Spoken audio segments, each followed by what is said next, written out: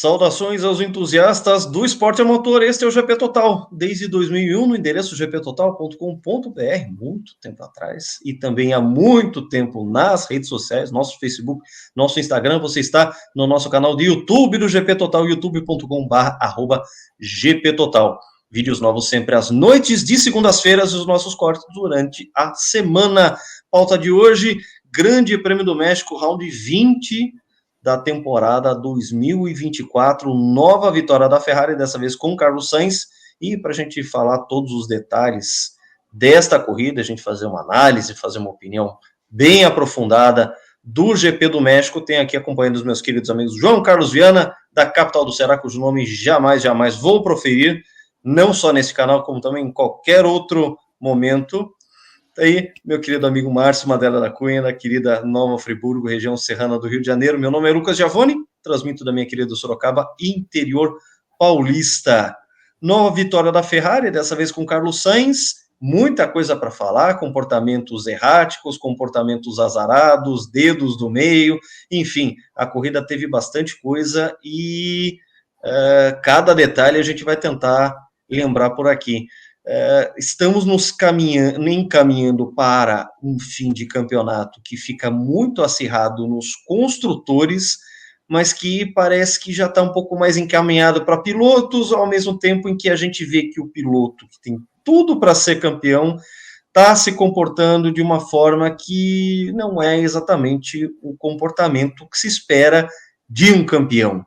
Eu queria começar com vocês sobre essa perspectiva, o que o Grande Prêmio do México nos trouxe de pista para a gente poder nos encaminhar aí para as etapas finais desta temporada 2024, que, claro, está totalmente fora do script, a gente jamais imaginou que a temporada ia se desenvolver dessa forma, a gente está vendo um acirramento de competitividade entre Red Bull, McLaren e Ferrari muito forte vindo de Austin e agora também fazendo um ótimo resultado no México, e isso tudo surpreendentemente sem ter grandes avanços no carro, né? Parece que casou muito bem em ambas as pistas, o Circuito das Américas e agora ali na Cidade do México. O que vocês podem dizer a respeito do que essa prova trouxe para a gente poder se encaminhar para esse desfecho de 2024, essa temporada tão diferente? Começo com meu amigo João Carlos. Boa noite para você, meu querido amigo. Boa noite, Lucas. Boa noite, Márcio. Boa noite que nos assiste. Ou bom dia, boa tarde para nós que está nos vendo. O Grande Prêmio da Cidade do México trouxe uma situação bem interessante de que o Max está se tornando o favorito a ser o piloto mais odiado entre os outros pilotos. O George Russell deu uma declaração bem interessante sobre o briefing, e dizem que pegou fogo, entre Lando Norris e Max Verstappen, e que ele falou, olha, 19 pilotos concordaram que a FIA tinha que tomar certas atitudes em brigas entre os pilotos. Não precisa dizer quem foi o 20º que não queria conversa. Adivinha quem é? Quem será? Então o Max Verstappen caminha a passos lá. Apesar de que, Lucas, eu não vejo se tem 4 corridas, tem muitos pontos. Tá? Ele baixou de 2 corridas, agora são 47 pontos de diferença entre Lando e Max. Lógico, o Max está com a faca e o queijo na mão para ser campeão, lógico, mas ele não pode cometer erros. E tendo tantos inimigos na pista, eu não estou falando não apenas do Lando, mas de vários pilotos, né? Ele corre o risco de, numa disputa com um piloto qualquer, ele ser colocado para fora. Lembrando o Grande Prêmio do Brasil de 2018, aquela famosa situação que ele foi colocado para fora ali dentro da corrida pelo Esteban Ocon, levando uma volta. O Ocon, o Max, não sei o da época da Fórmula 3. E foi colocado para fora, já nas voltas finais, ele liderando tranquilamente, e ele perdeu a corrida ali. Então, esse comportamento do Max, o interessante é que o Max não apenas o comportamento dentro da pista, mas também fora da pista, debochando das punições que ele recebeu, tomou 20 segundos, algo que eu O que eu me lembro assim de cabeça foi aquela o Lewis Hamilton na famosa corrida de Silverstone 2021, que ele também tomou uma punição bem grande, né, naquela disputa que ele teve com o Max, e o Max acabou no muro da Copse, e o Max tomou 20 segundos agora e ficou, se quiser me dar 30, não tem problema, se eu souber tinha tomado um drink, então ele tá tomando para si aquela fama de bad boy, né? Por um lado pode ser legal, mas por outro, dentro da pista, ele não tem amigos ali, entre aspas, né? Ele pode ter problemas, sim. E ele não tá numa situação que ele pode ficar perdendo muitos pontos. Se ele perder, se de repente ele, sei lá, ele abandona e o Lando vence, a diferença pode cair para menos de 20 pontos e vai dar 103 corridas. A Red Bull, ele tomou 1 minuto essa corrida. O Max só chegou a 4 segundos na frente do Kevin Magnussen, ok. Teve a história do motor que deu problema na sexta, eles tiveram que usar um motor muito velho, que não estava com bom desempenho, né? E por isso que eles ficaram bem para trás. Mas em ritmo de corrida, a Red Bull foi uma negação na cidade do México. Circuito Hermanos Rodrigues. E do Max e do Checo Pérez, a gente também vai falar um pouquinho da situação calamitosa que o Checo está. Mas hoje o Max está se comportando de uma forma assim agressiva demais. Eu até coloquei na coluna, só antecipando, ele hoje é um piloto acuado. E um animal, quando ele está acuado, ele se torna muito agressivo. Então o Max está extremamente agressivo, ele está inferiorizado tecnicamente, então ele está indo para cima de todo mundo, principalmente do Lando, né? Mas na primeira curva ele já foi assim duro demais com o Sainz. O Sainz ele tentou ficar lado a lado, o Verstappen botou ele para a grama sem era nem beira. Então o Max está tendo um comportamento assim, muito, não vou dizer errático, mas agressivo até demais na situação dele. Ele podia estar administrando mais, mas está acuado.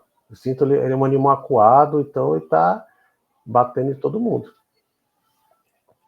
Márcio, suas considerações sobre esse estado de espírito que se traz do México, esse novo capítulo da temporada 2024, comportamento não só do Max, mas também do próprio Lando Norris e de um Charles Leclerc, que também está coletando muitos pontos nessas últimas corridas, está num terceiro lugar isolado, mas que matematicamente não significa que ele não possa também, de repente, entrar numa disputa de título se algumas coisas acontecerem, principalmente diante de um Max Verstappen que está com a faca queijo na mão e fica ameaçando os outros com a faca o tempo inteiro.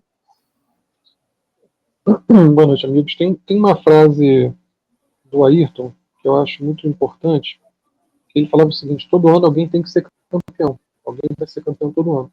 Eu preciso fazer algo além disso, eu preciso fazer mais do que isso. E acho que essa é a essência do esporte, algo que a gente tem visto muito bem no tênis, no Big Four, né, os 4 grandes, a forma como uniram um grande desempenho no esporte a um comportamento cavalheiresco. Está falhando. Vocês estão me ouvindo bem? Não? O microfone está um pouquinho ruim, mas dá para ouvir. Dá para entender bem, o Márcio, não te preocupa, dá para entender bem. Estou vendo travar um pouco aqui, peço desculpa, pessoal de casa. Mas no tênis a gente viu isso, grandes disputas com um comportamento muito cavalheiresco, um comportamento exemplar, na maior parte das vezes. Nadal encerrou a carreira agora sem nunca ter quebrado uma raquete, né? E eu acho que na Fórmula 1 a gente não está tendo muito isso. Eu olho para esse grid atual e pergunto quem merece ser campeão esse ano, quem mereceria. O Max definitivamente está parecendo um desperdício de talento, muito bom, muito forte, muito rápido, mas num comportamento muito infantil. A idade dele, a gente se esqueceu durante algum tempo da idade dele, e esse ano está aparecendo muito a juventude dele, aparecendo de um jeito negativo para quem tem tantas vitórias, tantos títulos, né? E também até a forma como ele foi criado pelo pai também, a forma como foi cobrado, parece que a preparação de pista não caminhou com uma preparação de caráter, uma preparação moral, e isso agora está ficando feio, está ficando essas zombarias dele. Ele devia olhar um pouco, de repente, para o sogro dele, para o Nelson, que de certa forma era visto em algum momento como um bad boy, mas que podia sim ser viril numa disputa, saber fechar uma porta, como fechou o Mansell, por exemplo, na Austrália em 90, ou no México, no próprio México em 87, mas sempre respeitando o espaço de pista, sempre não era um piloto que jogava os outros para fora, que colocava alguém em risco, ser duro sim, defender a tua posição, teu espaço sim, mas sempre sendo uma pessoa confiável, não pode ser traiçoeiro, não pode ser alguém que vai jogar a pessoa para fora da pista, como o Max está fazendo, de maneira absurda. A gente parar a pensar, esse ano teve a Áustria, vários episódios ali, principalmente um que no final já que ele joga o Norris para fora da pista totalmente sem necessidade, não tinha disputa ali. A Hungria, em que ele perde o controle emocional completamente, faz um espetáculo triste também naquela corrida, e agora mais um. Assim, está indigno, tá um comportamento pequeno, muito pequeno, não condiz com o tamanho histórico dele em termos de talento, não está merecendo. O Norris, por outro lado, não tem verve de campeão, não tem talvez a rapidez necessária, é um bom piloto, um ótimo piloto, não estou dizendo que não, mas talvez não seja piloto suficiente para enfrentar o Max, de fato, e também não se impõe, ele está realmente muito passivo, muito não tem a verve necessária para ser campeão. Eu até acho que se a disputa se concluindo e o Max jogar o carro para cima dele, tem que deixar bater, tem que mostrar que não pode ser dessa forma. Em algum momento ele vai ter que falar, não, daqui eu não passo, não vou sair da pista de novo. Se quiser de pressão, vai ter que bater, não tem jeito. Tem que se impor. E tem que pagar um preço para isso. Paga uma vez, paga duas, e depois o outro vai começar a pensar duas vezes, porque nitidamente tem um caso de desrespeito aí. Você também não pode contar com o corpo de stewards, né, de comissários, porque falta critério muitas vezes. Então, a situação ferveu no briefing porque está realmente caminhando para um jeito muito feio. E o próprio Leclerc tem sido muito sólido com a Ferrari, mas você veja, ele tinha que ter vencido no México. O companheiro de equipe dele venceu a corrida. Ele tinha que ter vencido no México. Teve um save ali muito legal no final, mas sabe, tá na hora também de falar, pô, peraí, eu tenho que ganhar as corridas aqui, eu precariamente, mas estou na disputa pelo título ainda, e ele não pode também operar dessa forma. Quem quer ser um grande campeão, quem quer enfrentar um Max Verstappen, que já vai, certamente, quando encerrar a carreira, vai estar entre os melhores da história, não tenho dúvida disso. Você quer enfrentar um piloto desse, você não pode perder corrida, desculpa, para o companheiro Carlos Sainz, não tem condição, não pode ser assim. Então, quem está merecendo ser campeão esse ano? O Piastri, por exemplo, parece que a McLaren tomou um caminho parecido com o da Red Bull, de radicalizar um pouco o carro no desenvolvimento. Já faz algumas corridas que o Piastri está rendendo menos. Aparentemente, o feedback dele também não está sendo tão considerado quanto o do Norris, como a gente viu na Red Bull. O Piastri caiu de rendimento a partir de alguma introdução. Muita gente está rastreando isso para Monza, mas a partir de algum momento ele começou a render um pouco menos. E o Norris, que tinha nesse momento a condição de estar colocando a Ferrari entre ele e o Max, na verdade está ficando atrás da Ferrari. Então, agora, o Max está muito convicto de que vai ser campeão. Ele está muito relaxado, está muito convicto, e o fato é que não está merecendo. E numa dessa de ficar jogando para cima, como se não tivesse nada a perder, como se já fosse campeão, é o que você falou, João. Pode se complicar numa dessa. Pode se complicar feio, porque ele não está fazendo questão de evitar batido. Isso é uma coisa louca para quem está brigando por um campeonato, por mais que tenha alguma vantagem, e é muito importante a gente observar. A distância agora caiu para 47 pontos. Já não são 2 GPs. Parece retórico isso. Mas a disputa avança uma corridinha a mais.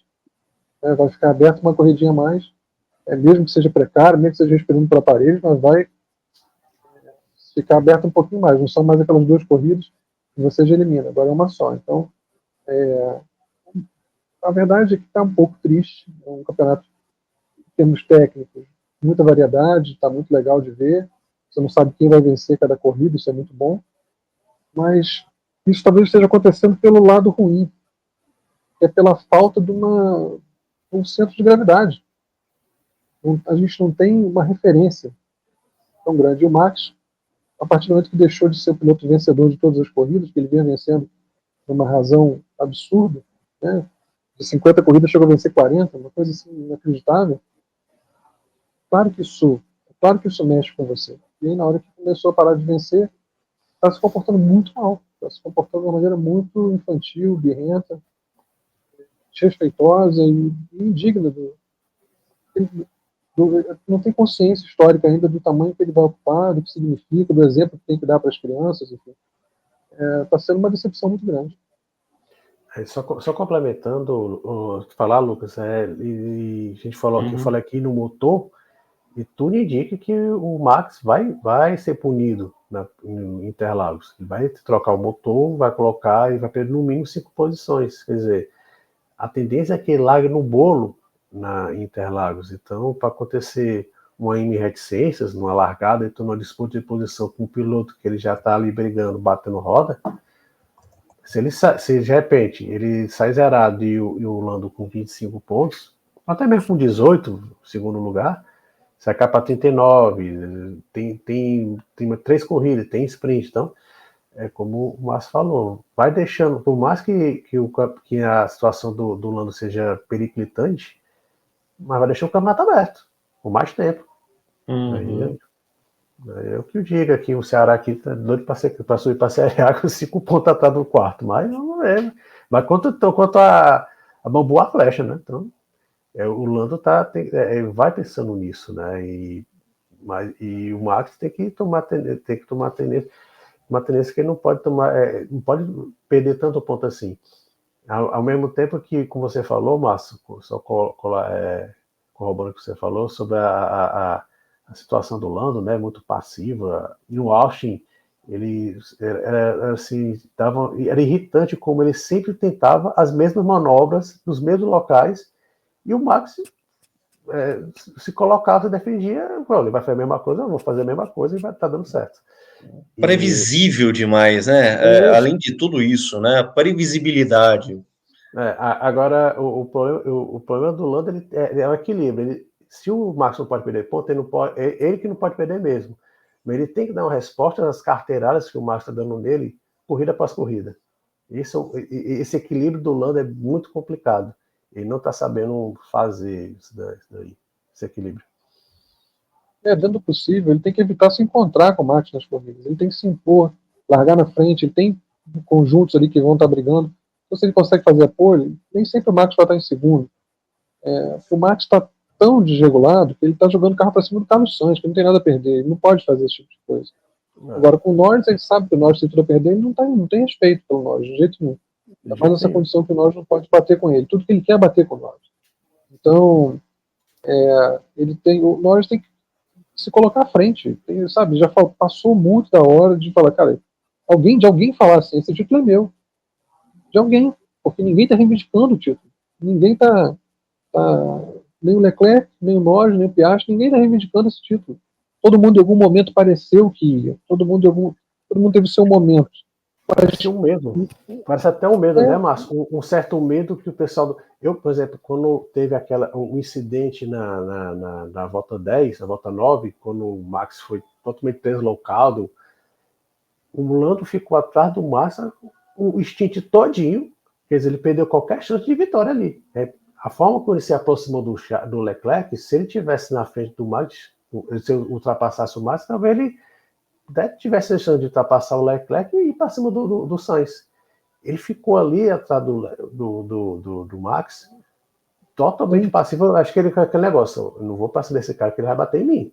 Quer dizer, e o Max não se impõe. O Max já tinha sofrido a punição, quer dizer, era evidente que o Max estava ali para atrasar ele. O Max já tinha sofrido a punição, já sabia que não ia brigar pela vitória. O que ele queria era afastar as Ferraris do Norris e garantir que o Norris não ia ter como vencer. Então, e conseguiu fazer isso. Pronto. E conseguiu. Eu não quero aqui dizer que é fácil, gente. Não é fácil. Mas você consegue imaginar alguém fazer isso com o Nigel Mansell? Consegue imaginar alguém fazer isso com o Nigel Mansell? Sabe, não, vou ficar te segurando aqui dessa forma. Você não consegue imaginar um negócio desse. Eu estou talvez sendo saudosista aqui com o Schumacher. Você consegue imaginar esse tipo de coisa? Com o Alonso? Tudo bem, Alonso até que sofreu com o Petróleo lá em 2010, mas assim, numa situação em que seja para uma disputa e tudo mais, vai passar. Vocês lembram de Interlagos ano passado, o que o Alonso fez? Enfim, falta personalidade. Eu, sei lá, tá parecendo o GP do Mônaco de 82, que ninguém se apresenta para vencer, o Bahrein de 85. Ninguém se apresenta para vencer. Eu acho até, o Márcio, o problema é que o Max ele se impõe de tal forma com essa pilotagem. Ele é um piloto muito duro. Eu lembro que ele está passando o limite dessa dureza, tá duro até demais. Que ele se impõe de tal maneira que os demais pilotos ficam intimidados de querer. Não, peraí, Max, vamos brigar. Não, Max, não, se você quiser brigar, eu vou jogar o carro em cima de você e vamos ver o que vai dar. Então, o Max tomou para si o campeonato, mesmo assim, tendo o Lando passou dois terços ou mais do campeonato com o melhor carro. Em nenhum momento já passou o Max Verstappen no campeonato. Então, a McLaren corre o risco seríssimo de passar boa parte do campeonato o melhor carro e perder os dois campeonatos, de construtores e de pilotos.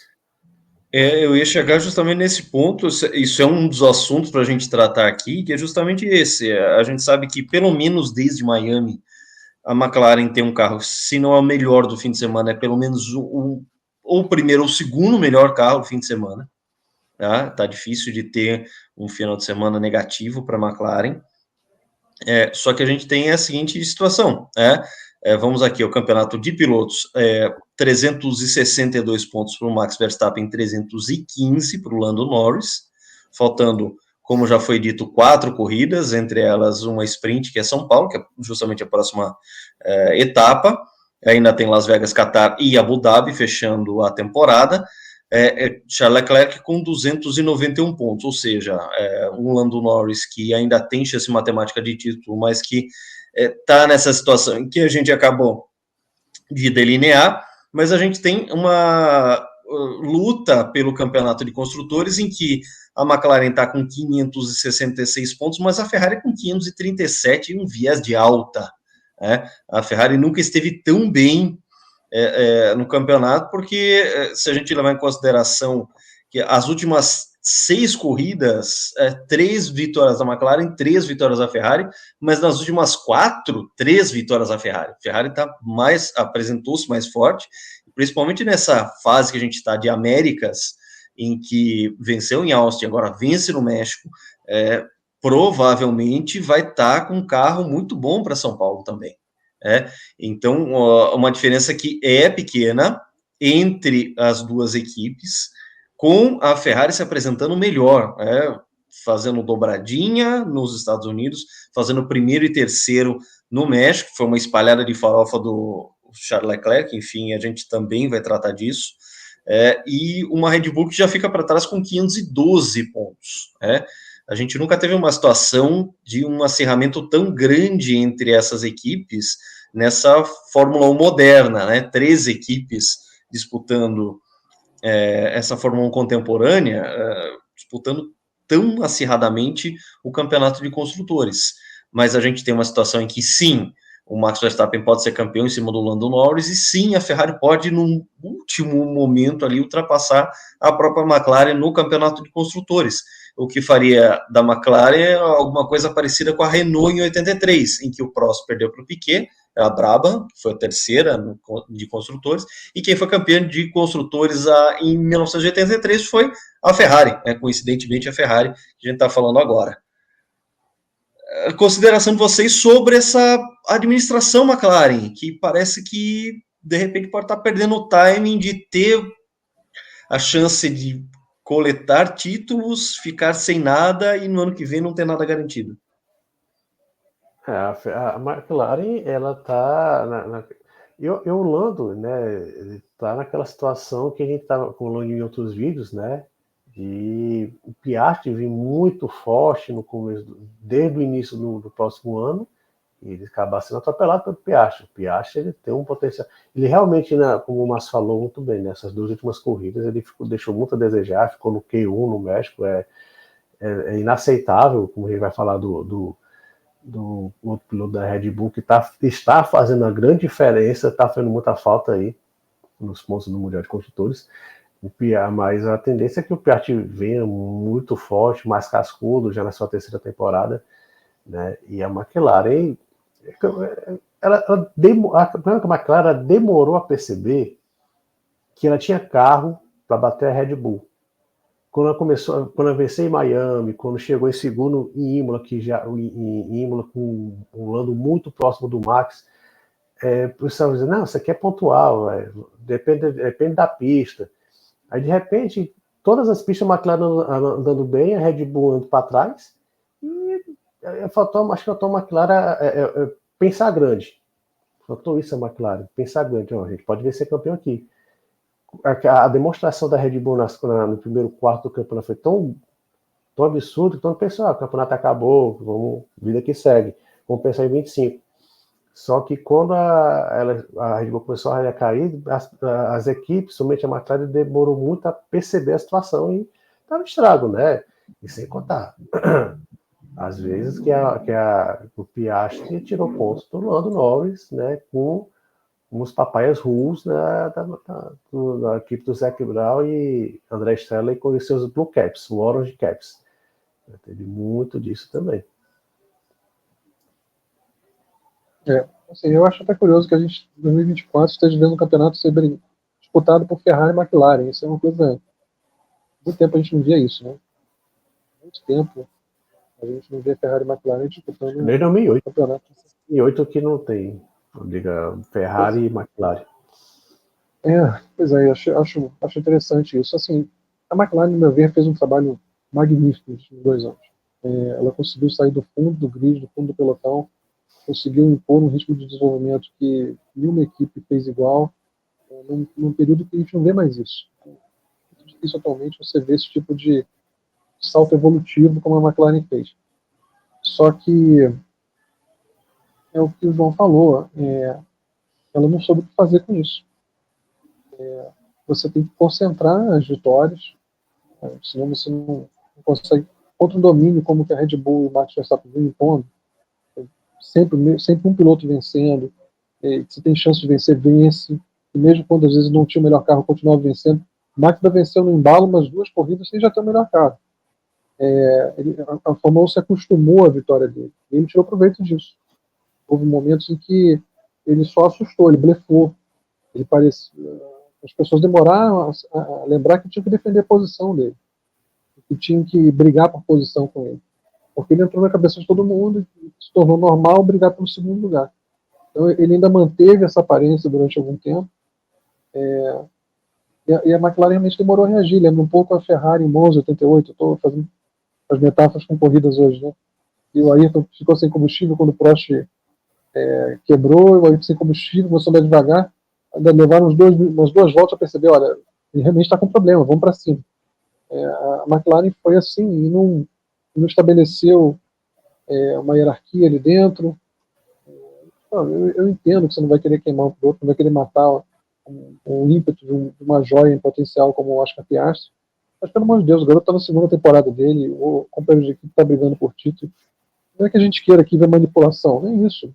Na verdade, a culpa maior é do Norris, que tinha que ter se imposto, né? Tinha que ter se colocado, tinha que ter dominado o próprio território, porque também a gente culpar a equipe por não estar fazendo isso, o papel era dele de estar se impondo. De novo, você quer ser campeão, você quer bater um cara como Max Verstappen, que é um dos maiores talentos que já surgiram no esporte a motor, você tem que se impor, seja com quem for, né? Ou então a gente está falando de um campeão ocasional, de um campeão de situação. E isso não é grande coisa, né? A gente todo mundo sonha em ser um campeão consistente, um campeão que mereceu ser campeão e que é uma pessoa que possa brigar por títulos em circunstâncias diferentes, né? E isso está faltando. A gente não teve esse ano nenhum piloto que se impusesse na McLaren, nenhum piloto que se impusesse por completo na Ferrari também. Então, o Max fez isso dentro de casa, né? Isso fez com que ele concentrasse muitos pontos no momento em que ele tinha o melhor carro do grid. Agora, com relação à McLaren, é preciso ver realmente se houve alguma atualização a qual o Piastri não se adaptou, porque isso pode custar muito caro. Se o Piastri não voltar a performar, a McLaren vai perder o título para a Ferrari dos construtores. E eu, como estou falando, eu não me sinto à vontade para criticar a McLaren por nada disso, porque ela realmente estava muito mal há pouco tempo atrás, e a gente esquece disso, né? Então eles fizeram um trabalho muito bom, só que tem que se organizar em outro aspecto. O título mundial você não ganha só tendo um carro consistente, eventualmente o melhor carro. Se a gente for pensar nesse ano, acho que no geral o melhor carro foi o carro da McLaren, mas você tem que tem que fazer um trabalho doloroso às vezes, tem que fazer um trabalho chato, e tem que ter também, ela tem uma ótima dupla de pilotos, mas isso não leva a lugar nenhum. Você tem que ter um piloto campeão. Você pode ter uma ótima dupla de pilotos, é ótimo que tenha, mas você tem que ter algum piloto ali que você olha que seja referência. Né? Então, um piloto realmente que domine o território ali, isso está faltando.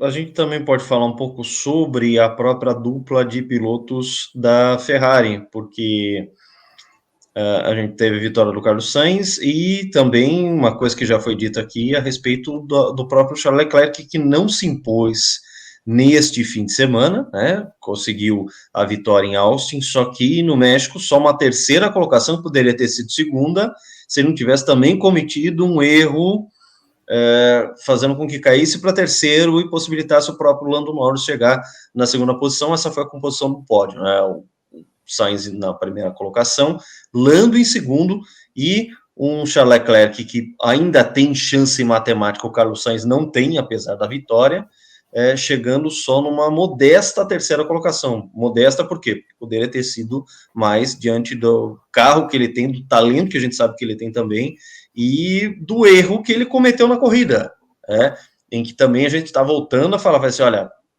cadê os caras para se impor, para peitar situações, para encarar as situações sem cometer erros, sem sentir a pressão da própria corrida, do próprio ambiente, que é uma pressão naturalmente ocorre na Fórmula 1, afinal de contas é um ambiente de topo, categoria de topo. Fala um pouco dessa dupla de Ferrari, um Sainz que está saindo, vai para uma Williams, ou seja, está também aproveitando, espremendo o último caldo de carro competitivo que ele vai ter nas mãos, porque ano que vem a possibilidade dele ter uma ótima Williams é muito pouco, né? Não é impossível, mas é muito difícil. E um Leclerc que poderia ter, sim, feito uma imposição do seu territorial mesmo, para que ficasse uma situação até melhor no campeonato. Lucas, você já falou algumas vezes aqui em outros vídeos que o Lando Norris finalmente mostrou que ele não é um Martin Brundle. Eu acho que falta o Leclerc mostrar que ele não é um Jean Alesi. Eu acho que está faltando isso ao Leclerc. Hoje ele é um Jean Alesi melhorado. Tem mais vitórias, tal, mas é um piloto que depois a forma que ele venceu em Austin, era para ter chegado no circuito Hermanos Rodrigues, sim, ter destruído a concorrência, e principalmente o Carlos Sainz. E lógico, a vitória do Carlos Sainz leva a seguinte pergunta: por que ele não faz isso mais vezes? Né? Ele venceu, a vitória foi bem enfática, mas por que é um final de semana assim, outro não? Entendeu? Foi só a sua segunda vitória nesse ano. E você, até, Lucas, você deve lembrar que na semana passada o Sainz foi o melhor piloto na sprint, e na corrida principal totalmente burocrático, ficou ali atrás do Verstappen, fez um undercut com o jogo da Ferrari, ficou em segundo e morreu. Então, talvez seja por isso que ele está sendo substituído, né? É um piloto que talvez também o Márcio falou em verbo de campeão, né? Acho que falta ao Santos verbo de piloto de ponta mesmo, né? E até essa escolha para o Williams também, para mim, foi muito esquisita. Mas ele cumpriu a promessa, né? Ele queria vencer uma corrida antes da Ferrari, cumpriu, sabendo que nos próximos 2 anos é muito improvável ele vencer em condições normais, né? Com a Williams vai ser muito complicado. E o Leclerc espalhou a farofa. Ele poderia ter saído com 0, que ele passou muito perto de batida ali. Ele tirou um fino do muro. Né? Poxa, e vamos lá. Se ele vence no México, na cidade do México, pô, ele pode até pensar, opa, tô aqui. Não é só o nosso que tá atrás do... Seria uma bela arrancada, né? Eu tô aqui também. Né? Só aumentar aqui 13 pontos, ele já estaria encostado no Lando já. Então, falta o Charles se impor, como o Márcio falou. Né? E se impor na Fórmula 1 e na própria equipe. Né? E próximo ano ele vai ter o Hamilton. Você vai chegar com uma estrela da casa. Como é que ele vai se... Se ele não se impõe ao Sainz, como é que ele vai se impor ao Hamilton? Difícil. Mas o que causa certa frustração é que o Charles ele é muito bom piloto. Ele é muito rápido em classificação. E o stint que ele fez em Monza, por exemplo, foi um dos maiores dessa década, dos maiores últimos anos. Ele é uma prova que fez um stint fenomenal, cara. Fenomenal mesmo. Um relógio no ritmo certo, martelando volta após volta, com tráfego, com tudo. Ele tem qualidade. Ele tem condição, eles são rivais desde o kart. Ele não baixa a cabeça para o Max. Só que tem o tal do dia on e o dia off. Não é que ele seja o mau piloto nos dias off, não é isso, mas você não pode almejar seriamente ganhar um título mundial de um conjunto tão forte quanto Max Verstappen, Red Bull, perdendo uma corrida para Carlos Sainz, que, desculpe, é um ótimo team player, um cara focado em tentar acertar e desenvolver equipamento, tem qualidade, mas não é um campeão mundial. Não é do nível do pai dele no rally, de forma alguma. Forma alguma. Então, certamente. Não dá para você flutuar de um fim de semana para o outro dessa maneira. Não dá. Então, o Charles ele tem condição, ele realmente tem condição de enfrentar o Max Verstappen. Ele tem condição no dia dele, ele tem condição de fazer igual, no meu entendimento. Só que o Max entrega isso sempre, o Charles não. Então é frustrante, é complicado. A verdade é que a gente, nesse momento no grid, pela pilotagem, o Max merece muito mais ser campeão do que tanto nós quanto o Leclerc ou o Piastri. Quem poderia enfrentar o Max no grid atual? Hamilton. Tá bom ainda para isso? Talvez, a gente vai saber no ano que vem. Alonso ainda tem lenha para queimar, um carro de ponta. Mas aí que tá, assim, sabe? Eu estava aqui pensando, quando pilotos grandes campeões tiveram alguém muito forte dentro da mesma equipe, a gente viu duas coisas acontecerem. Um, o caso do Fangio, que foi companheiro do Moss, e apesar de ser um Moss do lado, se impôs de tal forma que o Moss aceitou uma hierarquia. O Moss vence o GP da Inglaterra, mas em todos os outros o Fangio se impôs a ele.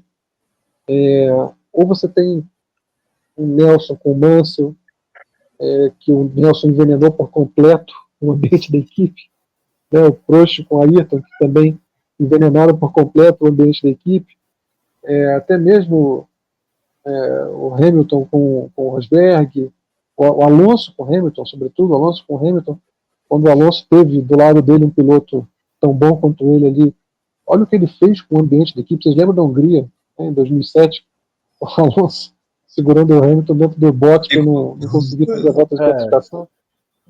Assim, a gente não vê nada disso. Não estou defendendo esse expediente, mas assim, o piloto tem que tentar se impor no companheiro de equipe de alguma maneira, né? Seja na pista, como o Fangio fez, ou seja na guerra, como esses outros exemplos que a gente falou. E a gente não vê nada disso. A gente não vê nada disso, vê rádiozinho do nós, falando, ele tá perigoso. Bom, ele é um competidor, é um animal de pista. Se você não ensinar para ele que se fizer isso vai bater e vai se machucar, não vai acontecer de outra forma, não adianta. Como o Hamilton fez em 21 em Silverstone, talvez, provavelmente também. Ali, pois é, você veja, em Hamilton 21, ele começou a coisa na minha leitura, em Silverstone, e ele começou a situação. E naquela corrida o Max acabou perdendo 32 pontos para o Hamilton, porque o Hamilton foi punido, mas ainda assim venceu. E depois na Hungria o Hamilton de novo provocou o Max de novo. E aí, claro, o Max com a pontuação acima, dali até o final do ano, sempre deixou bater. Porque bater, quer disputar, a gente vai para a batida. E o Hamilton tinha que recolher, senão como é que ele ia ganhar o campeonato? Mas esse ano o Max está fazendo um papel oposto. Ele está sendo quem provoca, ele está sendo quem joga para cima, está totalmente sem freio, e sem justificativa. O Max está sendo, como eu falei, ele está manchando o próprio título. Ele não precisava disso, não precisava estar fazendo dessa forma, está perdido, com falta de desempenho, e está rosnando para todo mundo, está Acuado. acuado, tá acuado, como você falou, e está realmente só um arremedo. Então, um cara que quer brigar o tempo todo, que quer jogar para fora, ficou patético isso. Vai acabar sendo campeão por falta de um adversário forte para reivindicar esse título. É um título menor, um título pequeno. O campeonato não está sendo ruim. Como falei, uma variedade legal, são carros diferentes. Você olha para o carro, mesmo que tivesse todo mundo com a mesma cor, você consegue reconhecer qual é qual. Isso é bacana, isso é interessante. Desempenhos que você não sabe quem vai andar melhor em cada pista. Só que está sendo nivelado por baixo. Apesar dessa variedade técnica e tudo mais, está sendo nivelado por baixo em termos de pilotagem. Não tem ninguém para reivindicar o título. É interessante, Márcio, que o Max já não vence há 4 meses. Ele não tem uma vitória em 3 meses. Foi em junho. 4 meses. Foi no final de junho, no Grande Prêmio da Espanha. Eu estava até me lembrando, acho que não me lembro assim, nos últimos anos. Acho que só o Bottas em 2009, que ele passou tanto tempo, ele foi campeão, mas passou tanto tempo sem vitória. A gente já tem 10 corridas em que o Max não vence. 10 corridas, completou 10 agora. E eu vou ser bem sincero, não acho impossível ele não vencer nenhuma coisa até o final do ano. Não acho impossível. O ritmo da Red Bull hoje, a Ferrari como é que está, não duvido. Então, assim, a perspectiva para o ano que vem é que é preocupante, porque o Max ele acumulou muita gordura no início do ano. Mas como é que vai ser para o ano que vem? Entende? De onde é que ele vai tirar velocidade para brigar por um título no ano que vem? A Red Bull, será que ela vai ter força? Será que a Red Bull terá força para dar um bom carro para ele? Isso também é algo a se perguntar. A Red Bull vai ter forças? Por isso que eu falei várias corridas atrás, né, que a McLaren tinha cara de campeão do ano seguinte, porque a gordura acumulada esse ano estava muito grande, né, parte da Red Bull. Mas pro ano que vem, você consegue imaginar, a menos que as coisas mudem muito, né, não sei se já estão trabalhando seriamente no carro do ano que vem, tudo mais, mas menos que mude muito e achem alguma coisa inovadora, tá difícil o cenário pro Max do ano que vem. E a Ferrari está com uma base aparentemente sólida, aparentemente boa. A Ferrari parece que sabe o caminho que tem que trilhar para conseguir, de repente, entregar o Hamilton um canto do cisne. Eu ia falar justamente isso, vai receber o Hamilton. Eu vi muito forte a Ferrari, eu acho que até mais do que a McLaren. O único lamento aí é que a Mercedes, nesse caso, ela ficou um pouco para trás, né? Ela até, num determinado momento do campeonato, parecia estar se recuperando, parecia ter encontrado aí um caminho de competitividade, mas não é o que está aparecendo, principalmente nessas últimas corridas, em que a equipe realmente ficou para trás. A gente, como eu disse, né, nas últimas 6 corridas, 3 vitórias da McLaren, 3 vitórias da Ferrari, sendo que a Ferrari está nesse viés de alta, e a gente fica meio sem saber como é que vai ser também o próprio caminho da Mercedes, não só para esse fim de temporada, como também para a próxima, em que o George Russell vai assumir esse papel de líder do time. Está chegando o Kimi Antonelli, que a gente sabe que é um talento vindo da categoria de base, mas que sim, uma completa incógnita para o ano, né? Não dá para dizer nada por enquanto sobre ele, a não ser que sim, é um diamante a ser trabalhado, mas que a gente acaba sem saber como é que vai ser a temporada. A própria temporada dos outros times também, a gente acaba tendo uma possibilidade aí de melhora da Aston Martin pela chegada do Adrian Newey, e todo mundo tem essa expectativa, principalmente Fernando Alonso, que, aliás, a gente já pode puxar isso como pauta. Ele chegou aos 400 grandes prêmios na Fórmula 1 com uma quebra muito precoce na corrida, e vem até aquela brincadeira, né? Fala assim, não se preocupa, no Grande Prêmio número 500 ele comemora de uma maneira mais bacana, tem um resultado melhor na próxima data comemorativa de GP. Olha, Lúcio, porque na GP 200 e no GP 300, o Alonso também abandonou. Então, as marcas centenárias por Fernando não são marcas muito lembradas com vitórias, nada disso, né? Então, é uma longevidade impressionante que o Alonso está fazendo, é incrível. O Lucas deve lembrar que não é para você estar falando sobre o Mundial de Pilotos, ele é o 9º colocado, com muita vantagem para o 10º. Quer dizer, ele é muito melhor que o resto. Exatamente, ele está muito melhor que o resto. A Aston Martin hoje não tem, acho que nem se dá para dizer que a Aston Martin tem um 5º melhor carro hoje. Não, a Haas é o 5º melhor carro. Não tem o melhor Neste carro. momento, a Haas é o 5º melhor. Tá oscilando, mas você vê que o Alonso está muito na frente dos demais. Então é um piloto sólido, muito completo. Então é incrível. A pena que o tempo, né? Por mais que o Adrian Newey chegue, ele não vai chegar mudando totalmente o carro do 2025. Se tiver alguma diferença, vai ser em 26. Aí 26 vai ser um novo regulamento, novos motores. Então, a perspectiva do Alonso para o futuro, mesmo ele tendo ainda 2 anos pela frente, não são dos melhores, infelizmente. Vamos ver quem que a Aston Martin vai fazer para ficar mimando lá o Lance Stroll. Acabei de fazer uma continha de padaria aqui, que é a seguinte: faltam 4 corridas para terminar a temporada 2024. Se a gente tiver os 4 próximos anos com corridas de 24 etapas, com temporadas com 24 etapas, o Fernando Alonso completaria 500 grandes prêmios na última corrida de 2028. Será que ele aguentaria tudo isso? Vamos ver se ele vai ter paciência, né? 500 GPs em 2028. Porque quando o Adrian Newey chegou na Red Bull, a Red Bull demorou a vencer. Ele chegou em 2006 mais ou menos. Só foi vencer em 2009, né? Quando mudou o regulamento e tal. Mas você falou bem, 500 GPs, cara, são equivalente a 40 anos de Fórmula 1. O GP número 500 foi exatamente na última corrida de 1990. Quer dizer, no final da 41ª temporada da Fórmula 1. Então, o Alonso em 25, 26 anos é um absurdo, cara. O GP 400 foi em 84. O GP 400 foi em 1984. Então, assim, realmente é uma longevidade absurda. Já está fazendo o Rubinho parecer uma carreira curta, né? E assim, eu acho que ele merece estar lá esse tempo todo. Talvez o que vai definir se ele vai chegar ao 500 ou não, acho que é o trabalho do Adrian Newey.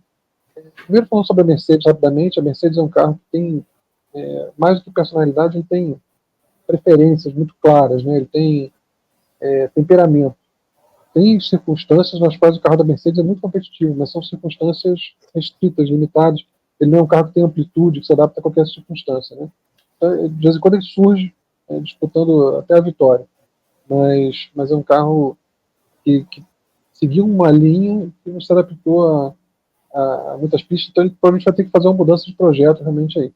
No caso do Newey com a Aston, eu estou curioso, porque o Newey já conhece a fórmula atual, ele sabe o caminho a ser seguido na fórmula atual de competição. E, naturalmente, ele também representa uma vantagem para 26. O conhecimento dele e tudo mais, é possível, é de se esperar que ele faça uma boa leitura do novo regulamento para construir o carro de 26. Então, estou curioso para saber como vai ser o avanço da equipe com a chegada dele. E acho que sim, se a equipe der um salto de desempenho e voltar para o patamar do início do ano passado, eu acho que o Alonso se anima a ficar mais tempo. A questão toda é ver como vai funcionar a questão ali do Stroll, né? Com o filho ali, até que ponto vão uma situação de começar a brigar por vitória, até que ponto o Alonso vai ter condição de, mais de 40 anos, liderar a equipe se isso vai ser respeitado, se não vai, se ele vai ter algum inimigo interno, né? Mas é muito legal, né? Mas ele, braço para isso, fome para isso, eu acho que ele ainda tem. Talvez não tenha velocidade do início da carreira, mas é um piloto ainda muito forte, muito experiente, um piloto que ainda ousa defender posição, mesmo nesses tempos malditos aí de DRS, ainda ousa lutar por posição, para defender. Então, imagina a fome que tem o Alonso. O Alonso foi campeão pela última vez em 2006, gente. Ano que vem faz 20 anos do primeiro título do Alonso. Imagina o significado que teria esse cara ele voltar a vencer uma corrida. Ele voltar a vencer um grande prêmio em condições normais. O significado que teria, o peso que teria isso. Né? É histórico. Então, assim, é absolutamente histórico. Sim. Aqui a gente está colocando em destaque o capacete que ele usou nesse evento, né? Ele é o primeiro cara a atingir 400 grandes prêmios. Existem aí alguns pilotos que têm potencial para alcançar isso, mas Alonso, no momento, é o único que fez isso, é membro de clube de um membro só, e foi feito aí uma homenagem com esse capacete que mostra vários dos momentos. Eu peguei uma foto em alta resolução aqui, que é justamente para a gente poder ver os detalhes incrivelmente bem colocados aqui, um capacete dourado com essas cenas como se fossem películas de fotografia, né? A geração Z nem sabe o que é isso, colocadas em perspectiva de uma carreira. Olha só, uma foto de Minardi aqui, 2001. 2001 a gente olha 2001, cara, a gente pensa que tem 23 anos, cara. Olha aqui, Fuji 2008, pódio de Fuji 2008, Hungria 2003. Foi a corrida seguinte ao escândalo de Singapura, né? Fuji 2008. A corrida seguinte, foi na semana seguinte, entendeu? Você começar em 2001 e chegar em 2024 é como se tivesse estreado em 70 e corrida até 93. Imagina você estrear ali junto com o Emerson em 70 e estivesse disputando ainda com o Senna Prost em 93. Ele correu com o Hindt, correu com o Damon Hill. O que você acha disso? Com o Hindt e com o Berger, dois austríacos. E passando por Niki Lauda ainda. Então é uma coisa totalmente anormal. A gente, com a virada do século, do milênio, a gente perde noção de que 23 anos é muito tempo. Como eu falei, como se começar nos 70 e chegar em 93, como você pode brincar com esses aí, com outros intervalos, 60 a 83, imagina isso, você começar correndo com o Jack Brabham em 60 e terminar ali com o Piquet em 83. E correndo de Brabham, né? Com a equipe Brabham. Começar com o motor traseiro, com o motor dianteiro e terminar no carro asa. Realmente é bem surreal. E detalhe, né? Não acabou ainda. Então o Alonso ainda tende a correr 1, 2, sei lá, 3 anos, ninguém sabe. Então é muito surreal. Pois é. Gente, agora vamos para uma pauta um pouquinho menos nobre, porque afinal de contas estão se aproveitando da nobreza. Quem poderá defender Checo Pérez diante do infeliz descalabro de sua performance nesse fim de semana? A gente tem respeito pelo Checo, a gente sabe que ele já fez muita coisa bacana na carreira, já conquistou pódios importantes, ele já demonstrou seu potencial, foi um cara que já pilotou McLaren porque chamou atenção no começo de carreira, foi um cara que foi vencedor de grandes prêmios, um cara que performou muito bem ali as temporadas 21 e 22, mas que há muito tempo não vem performando bem. A gente sabe da questão do desenvolvimento no carro da Red Bull, né, da versatilidade do Max Verstappen, de se adaptar a carros difíceis, manhosos de guiar, desde que se apresente rápido, ele vai lá e faz a parte dele, todo aquele desenvolvimento errado entre aspas, que a Red Bull tomou em fazer um carro muito extremo, e eles de alguma forma sabiam disso, era uma forma de defender um posicionamento de liderança com esse do carro e Verstappen, e não carro para os dois pilotos. Mas, puxa vida, o Checo fez tudo errado, o que ele podia fazer. Assim, ele fez uma ótima largada, mas parou fora do colchete, e aí nada mais deu certo, e esfrega a tinta contra os pilotos, e tem entrevero com o Liam Lawson, e termina em último, quer dizer, não dá mais para continuar para o ano que vem. É uma coisa que insistir numa coisa que não vai mais render. O Christian Horner, um bom entendedor, ele falou, olha, a Fórmula 1 é desempenho e a gente tem que tomar decisões difíceis. Para bom entendedor, a carreira do Sérgio Pérez na Red Bull acabou. E foi um negócio tão feio, mas tão feio, que teve até gente falando que ele nem ia viajar para São Paulo. Você vê como foi um negócio assim, um descalabro. A gente já falou várias vezes aqui da situação do Checo Pérez, né? É uma pena, é um piloto que a gente respeita, ele não é um mau piloto, mas aí se tornou insustentável. O Lucas estava falando, estava me lembrando que o Checo ainda fala assim, não, próximo ano eu vou voltar para cá, vou dar alegria para minha torcida, do 25, com certeza eu vou estar na Red Bull. Cara, eu acho que ou ele tá fazendo um jogo de cinema muito grande, ou ele tá totalmente fora da casinha de termos de noção do que está acontecendo ao seu redor. É impressionante. Ele novamente foi eliminado no Q1. A disputa que ele teve. Tem um detalhe que pouco a gente falou. A disputa que ele teve com o Liam Lawson, com o Lance Stroll, logo depois, eu acho que se fosse em outro país ele seria punido. Ele jogou o carro para. A ultrapassagem que ele tenta no Liam Lawson foi totalmente estabanada. O Liam Lawson deixou um espaço minúsculo, mas tinha espaço de um carro, e o Pérez foi para naquele espaço. Queria que acontecesse o quê? Lógico que ia ter o toque ali. Né? E bota a culpa no Lawson, chama o cara de idiota, o Lawson vai e mostra o dedo meu para ele. Toda essa palhaçada. Talvez até o Checo tenha pensado, não, eu vou ganhar esse cara aqui que vai tirar meu assento, eu vou dar uma carteirada nele. Aí acabou caindo para o último. Quer dizer, nem isso ele sabe. Enquanto o Verstappen dá carteiradas de verdade, nem isso o Checo consegue fazer com o Liam Lawson. É uma pena. A gente está vendo, eu acho que há uns 2 anos ou mais vendo a carreira de um piloto desmilinguindo, assim, a olhos vistos. Né? Infelizmente, o Checo Pérez, se ele ficar em 2025 na Red Bull, eu não sei qual vai ser o argumento que vão dar. Para mim, não tem nenhum argumento que se sustente para manter o Checo Pérez em 25 na Red Bull. A gente volta meio a ver esporte motor, carros e motos, pilotos que são uma janela de desempenho mais curta, mais estreita, né, não se adaptam tanto, passando por fases de absoluto eclipse.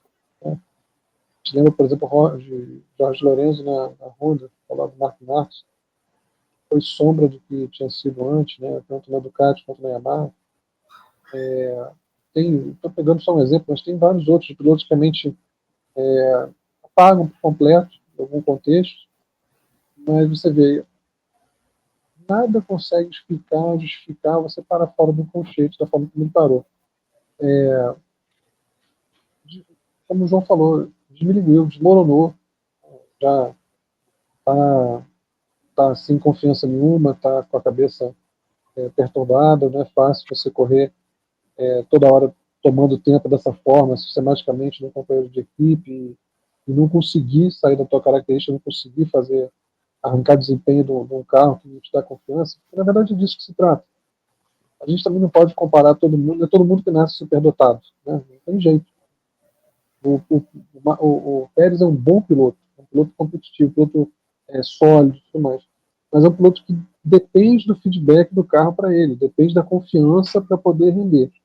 E tem uns extraterrestres que são diferentes, que enfim, conseguem extrair desempenho de qualquer coisa, às vezes nem sabe por que está sendo rápido, né, não tem noção do porquê que é tão rápido assim, para a pessoa parece que é natural e é assim mesmo que tem que ser. Enfim. Tem gente que é inexplicável. né, e a Red Bull acabou apostando num desses pilotos especiais, que é o Max Verstappen, e o pobre do Pérez foi arrastado para um local onde ele não consegue conversar com o carro, ele não consegue dialogar. E esse tipo de coisa de você errar um colchete dentro no GP em casa e botar tudo a perder antes de começar a corrida dessa forma, e aí você passar a corrida brigando com o piloto com quem você não devia estar brigando, você não tinha que estar ali, né? Você se coloca em posição de pista onde você não devia estar, e aí tudo vai errado, do início ao fim. É um inferno astral, uma situação que faz a gente esquecer do piloto que lá no Bahrein chegou a cair para a última posição e veio passando todo mundo e venceu a primeira corrida com um ritmo de prova muito sólido, ou do cara que era tão bom de briga, né, tão bom em defesa de posição. A gente começa a esquecer desse piloto, porque está ali agora é um arremedo. É realmente Sim. insustentável, não é nem bom para ele, porque ele é mais piloto do que isso. Ele certamente é melhor do que isso.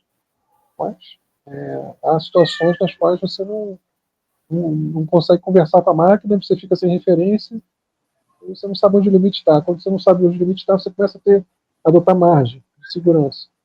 E aí tudo vai se O tempo acumulando. não vem. O tempo não vem. Tudo vai se acumulando, você começa a perder a confiança. A gente viu até o próprio Emerson passar por isso, carro asa também, Valentino Rossi na Ducati, enfim. Tem casos em que o piloto não consegue. Moreno falou muito disso comigo quando ele pilotou a Lotus 82. O carro era contra os instintos dele completamente, ele não conseguia. Você tinha que confiar, você tinha que acreditar que o carro ia fazer a curva. E não é assim que se pilota, né? Isso não é a forma certa de você pilotar. Você acreditar que o carro vai fazer sem ter um retorno, um feedback, sem sentir quando você está perdendo. Quando perdia direto. Ou o carro fazia curva ou ia para o muro. Não tinha meio termo. Em inglês chama de unforgiving, né? O carro que não perdoa. Tem equipamento que é assim. Mata por completo todos os sensores que o piloto tem, né, de entender, eu estou chegando perto do limite, é ali que eu vou ter que me equilibrar. O carro tem que te dizer de alguma forma, ou a moto, sobretudo a moto, porque a moto é aquele negócio, você passou do limite é chão, né, o carro não tem tanto isso. Mas a moto, você passou do limite é chão. Então você tem que conseguir entender onde é o limite. Eu vi Alex Barra falando certa vez sobre uma corrida na Holanda, em que ele falou que ele conseguia sentir o pneu começar a dobrar. E aí ele falou, bom, se eu carregar 1 km por hora a mais aqui, ou 2 a mais, o pneu vai dobrar. Esse tipo de sensibilidade permite que você seja rápido. E que todo mundo que está ali é top driver. Todo mundo que está ali, se a gente for para um kart indoor, a gente vai tomar tempo deles e muito. Todo mundo é top. Né? Todo mundo se destacou muito para chegar ali. O Pérez fez uma ótima carreira em Fórmula 3. Agora, o piloto tem que ter um feedback. E tem outros que são diferentes. Um ou outro que nasce a cada órbita de Saturno, como eu escrevi uma vez, são diferentes, e esses aí, enfim, não sabem nem por que são tão rápidos. No caso do Peterson, que também muitas vezes não sabia por que estava sendo tão rápido, qualquer acerto que desse para ele ia andar do mesmo jeito. Mas não é nem isso é mais dom divino do que mérito. O cara nasce assim, mas o piloto técnico, o piloto que acerta o carro, que tem a ciência da coisa, que trata aquilo realmente como uma alquimia para conseguir alcançar a velocidade, tem méritos nisso, muitas vezes ele se perde. Quando ele não tem o feedback, não consegue fazer a leitura de onde está o limite, o cara voa cego e aí não tem jeito. Traz aí uma ilustração do que está acontecendo. Realmente é de se lamentar essa situação do Pérez, mas que é uma situação que ele tem que sair até pelo bem dele. De repente até achar alguma outra coisa para fazer, alguma outra categoria, alguma coisa que faz com que ele reviva a competitividade dele, coisa que não vai acontecer insistindo em ficar na Red Bull. É essa a questão. Não tem dado certo, não deu certo, não tem dado certo, e nada leva a crer que vai dar certo num futuro breve. Né? Mesmo com a renovação, mesmo com todo o apoio que ele teve do Horner, do staff da Red Bull, isso aí é uma coisa que não vai dar certo, e a chance de continuar dando certo é mínima. Se você continua fazendo tudo igual, como é que você vai conseguir ter resultados diferentes? E a janela de adaptabilidade do Pérez está limitada a um carro que realmente não encaixa com o que ele tem de repertório de pilotagem e faz com que as coisas fiquem dessa forma.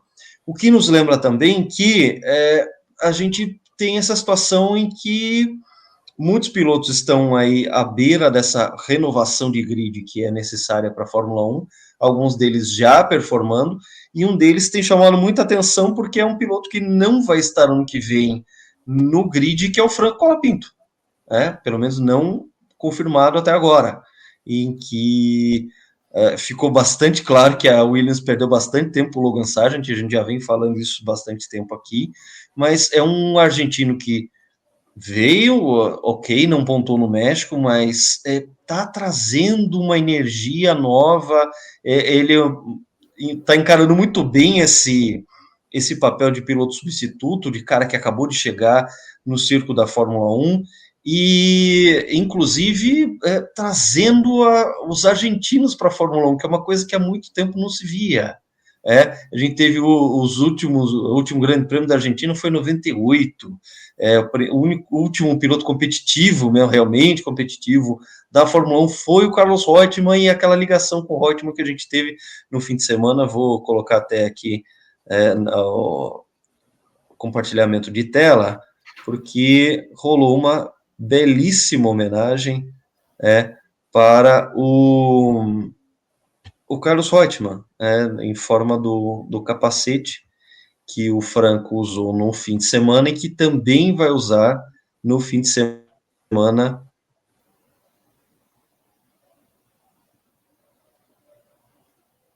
O Lucas deu uma travadinha agora. De qualquer maneira, ele estava dizendo realmente, a gente assina embaixo, uma homenagem ao Lolli, né, que fizeram, ao Carlos Reutemann, com o capacete do Franco Colapinto. Daqui a pouco o Lucas volta e bota a imagem para a gente. Mas emocionante, emocionante, muito merecido. E o Franco Colapinto, ele além de estar performando bem, até melhor na Fórmula 1 do que nas categorias de base, né, João? Ele tem muita personalidade. Ele tem demonstrado personalidade. Isso enriquece muito o grid da Fórmula 1, e mesmo que ele eventualmente não permaneça no ano que vem, eu acho que a gente pode dizer com quase certeza que ele volta para 2026. Ele aproveitou muito as oportunidades. Ele até falou, a belíssima homenagem, capacete lindíssimo. A gente falou tanto de capacete semana retrasada, o capacete do Reutemann tinha personalidade, né? E olha como muito bonito aí, a bandeira argentina. E o Reutemann era um piloto extremamente popular, né? Os grandes prêmios da Argentina eram impressionantes. E o povo argentino é apaixonado pelo automobilismo, né? Então a chegada do Colapinto transformou o Franco numa super estrela na Argentina. Mas ficou muito bonito esse capacete, tá muito legal essa homenagem. E até assim, legal assim, esse conhecimento, né, do Colapinto. Né, ele teve a sensibilidade de fazer uma homenagem a um piloto que até o Reutemann nos deixou recentemente, há uns 2, 3 anos, né, mas foi um piloto que, quando correu na sua época, década de 70 e 80, levantou o circuito Oscar Galvez várias vezes. E uma homenagem, além de ser linda, emocionante, também eu acho que ajuda ele a fincar o pé dele na categoria. Ele já mostra realmente que já resgata logo um país inteiro por trás de si.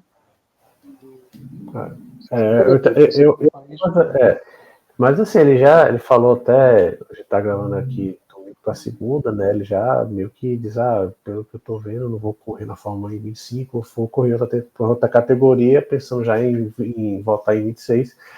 Mas se a Williams teve uma grande sacada de scout, né, que o Colapinto ele não foi um super campeão das categorias de base, se destacava, mas não chegava a vencer títulos.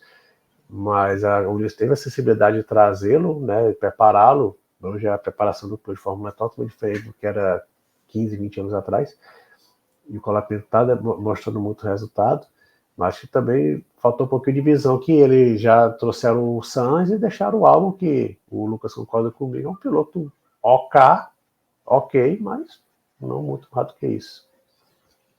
E que já sentiu a pressão, né, de estar junto do Franco, competindo junto.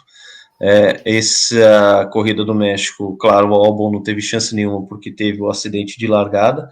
Aliás, eu vou até tirar aqui o screen, porque eu peguei, e essa é uma imagem que é muito impressionante, o flagra do carro do Yuki Tsunoda se arrastando no muro da primeira curva. Vejam, o flap da asa traseira bate no tripé da câmera do cameraman, que estava pegando esse flagra do carro, a Racing Bull do Tsunoda, vindo em direção a ele.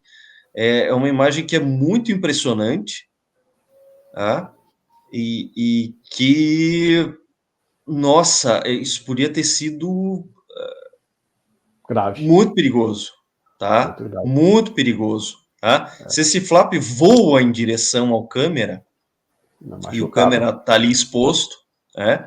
A gente está vendo aí a imagem, olha só, o flap está batendo na base do tripé da câmera, tá? Isso fica bastante claro nessa imagem, se flagra aí créditos devidos a quem conseguiu tirar essas fotos. É realmente muito impressionante e não deixa de ser uma forma também da gente repensar a questão de segurança da Fórmula 1. Isso é uma coisa que tem que estar sempre sendo pensada. Duas coisas a falar aí. Impressionante. Tá? E que não repercutiu no noticiário, não sei o porquê, tá? Porque isso para mim é muito impressionante e é uma coisa também a se colocar na pauta, a questão de segurança. Potencialmente perigoso, sim. Duas coisas a falar, que o Yuki Tsunoda, que ele vai fazer um teste com a Red Bull, né? A Red Bull desesperada para encontrar alguém que substitui o Checo, vai testar o Tsunoda. Cara. E interessante que depois que ela falou isso, o Tsunoda começou a bater desesperadamente, bater no sábado, bater no domingo. Né? E você gosta tanto de comparações, né, cearense? Acho que esse cameraman deve ter ficado mais branco que perna de freira, viu? Porque ter sido um susto. Pô, pensa num susto. Pensa num susto. Sim, uma situação que tem que ser revista, com certeza. Muito perigosa. Estava aquele cash app, podia trocar por um crash app, né? Foi por pouco. Uma situação meio assustadora. Agora, ainda só para encerrar a questão do Colapinto, como eu estava dizendo, um piloto de muita personalidade, que aproveitou muito bem as oportunidades que teve. Seguramente, se não estiver na Fórmula 1 no ano que vem, acho muito difícil que não esteja em 2026. Porque, além de ter se adaptado, tem piloto que assim, casa com a Fórmula 1. Né? Às vezes não vai tão bem em categorias de base, mas casa com a Fórmula 1 e tem o oposto também. E ele realmente tem a Fórmula 1 vestiu muito bem para ele e ficou claro que a paixão do argentino está muito viva ainda, é um piloto de personalidade, então eu acho que tem lugar assegurado no grid aí para os próximos anos e tomara que a gente também consiga emplacar o nosso, provavelmente o Bortoleto a essa altura, mais do que qualquer outro, que está realmente num bom momento. Acho que depende muito, como o João falou no último programa, do desenrolar do campeonato da Fórmula 2, mas é importante que o piloto chegue à categoria com uma aura especial. Não basta você chegar com um bom patrocínio, um bom equipamento, as pessoas têm que olhar para você e ver um campeão, um potencial. Esse é o segredo. Foi isso que o Moreno perdeu, por exemplo, na Holanda em 82. Até então, olhavam para ele e viam um campeão em potencial. E aí aquela situação que ele passou lá, que a gente pode um dia explicar em detalhes aqui, fez com que isso passasse a ver de outra forma, virou o super sub, né? Super substituto. Então, assim, o Bortoleto, assim como o Piastri, ele chega à Fórmula 1 com uma aura muito especial, como parece ser o caso do Alonso lá na Moto3. São pilotos que tem uma aura de futuro campeão, aí, de potencial talento geracional, né? O Bortoleto, ele, como a gente falou em alguns programas atrás, ele tá um carreira muito parecido com o do Piastri. Campeão da Fórmula 3 no primeiro ano e líder do campeonato da Fórmula 2 no primeiro ano. Então, se ele chegar a ser campeão, ele vai chegar numa carreira muito parecida com o do Piastri. Então, eu acho que na McLaren vai ser muito difícil de conseguir algo, só se, né, nessas conversas todas, né, que se fala muito que, de repente, se o Verstappen for para a Mercedes, cansada da bagunça que é a Red Bull esse ano, a Red Bull iria buscar o Piastri ou o Norris e poderia surgir uma oportunidade para o Bortoleto da McLaren, mas você está muito no campo das retóricas. Eu acho que se ele, mesmo a Sauber sendo essa bodega suíça que é hoje, ele acho que seria interessante ele tá na Fórmula 1 no próximo ano. Eu acho que seria muito bom. Não é um carro ganha milhagem, ganha milhagem, de repente ele se destaca em alguma corrida aí errática, cheio de safety car, ou com chuva, alguma questão que de repente o importante é estar lá, né?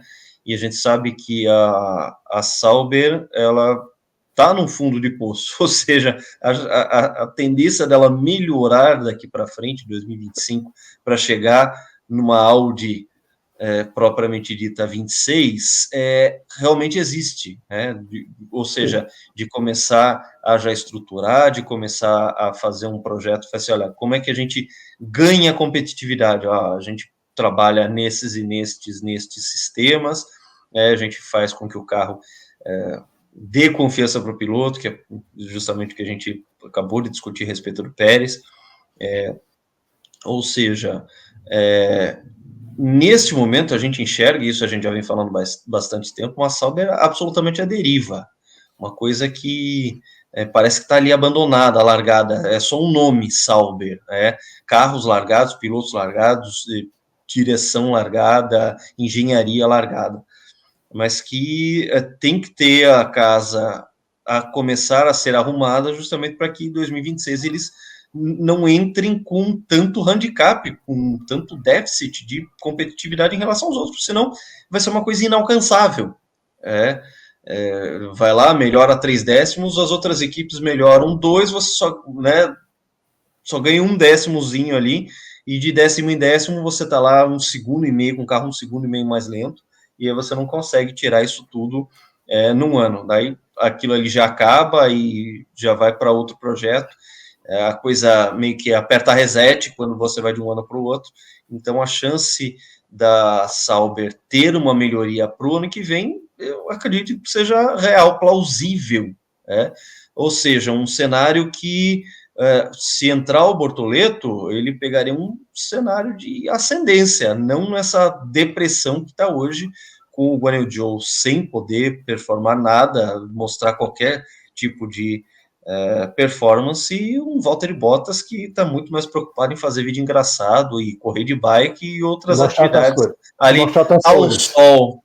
Então, outras atividades, atividades ao sol, normalmente onde o sol não brilha, ele está mostrando, enfim, é isso que acontece, ou seja, uma perspectiva positiva para o Bortoleto se ele realmente conseguir esse encaixe, essa vaga da Sauber. A gente torce para que isso ocorra, não só por ele ser brasileiro, mas por ele ser um cara de muito talento, assim como eu adoraria ver a Williams rever os seus conceitos e dar um jeito de colocar o Franco Colapinto para o ano que vem, correndo, sabe? De repente dispensar o álbum, ou fazer um rodízio com o álbum, falar assim, olha, vem cá, o cara acabou de chegar, tá andando mais que você, então a gente vai revezar, como fazia o segundo carro lá da Toro Rosso, num determinado momento ali do esquema da escolinha da Red Bull, sabe?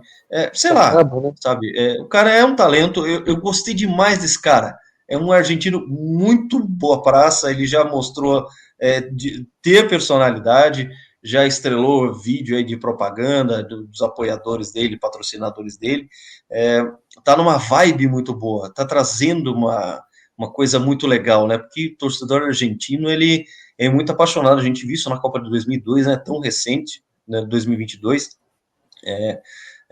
uma torcida que é muito apaixonada, muito passional, e ele está trazendo um pouco dessa torcida argentina para cá.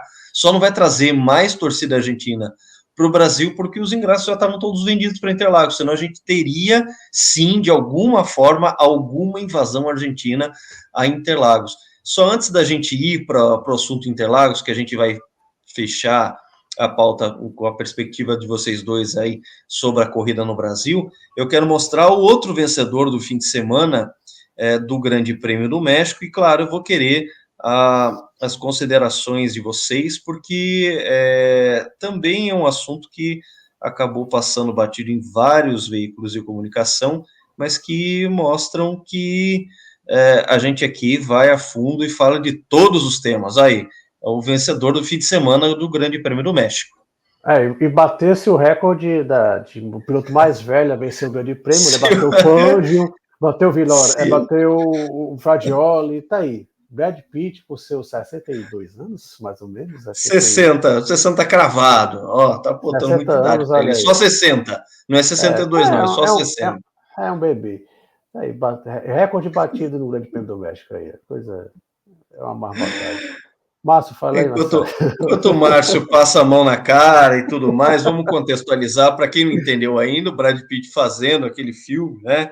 Que até o Lewis Hamilton como produtor, o diretor do Top Gun, Kosinski, como diretor.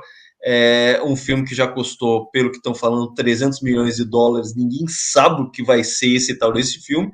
E a gente teve mais cenas rodadas desse futuro filme, gravados no México, e que dão esse spoiler de que esse garotão com 60 anos de idade vai ser muito provavelmente o vencedor da corrida que a gente vai ver no filme. Se é que a gente vai ver filme, se é que eu vou ter vontade de assistir esse filme.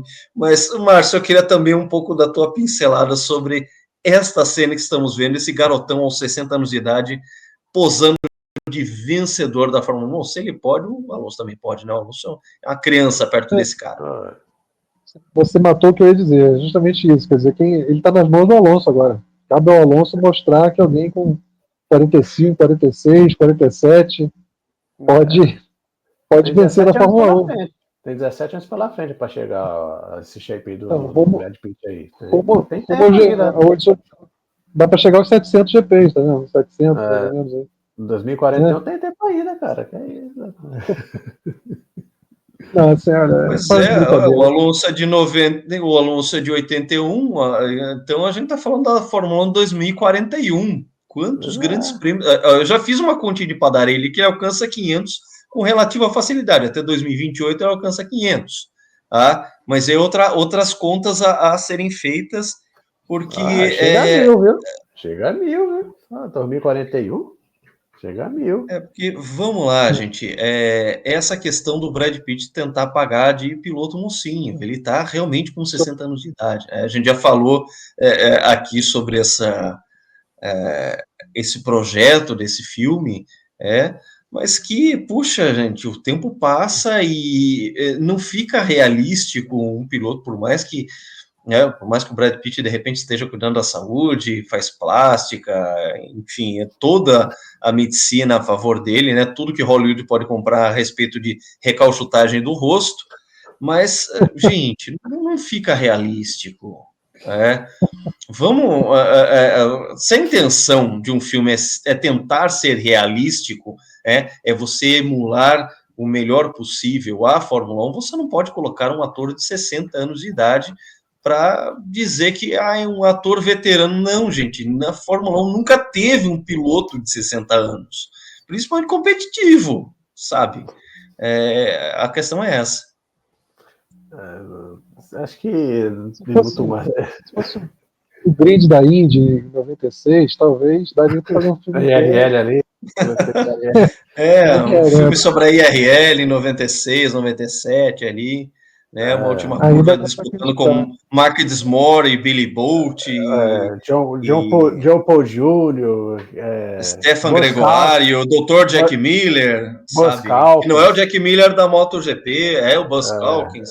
Cada piloto ali, cada fera da época da IRL. Salazar. Uma boa. Para de brincadeira, assim, realmente não tem.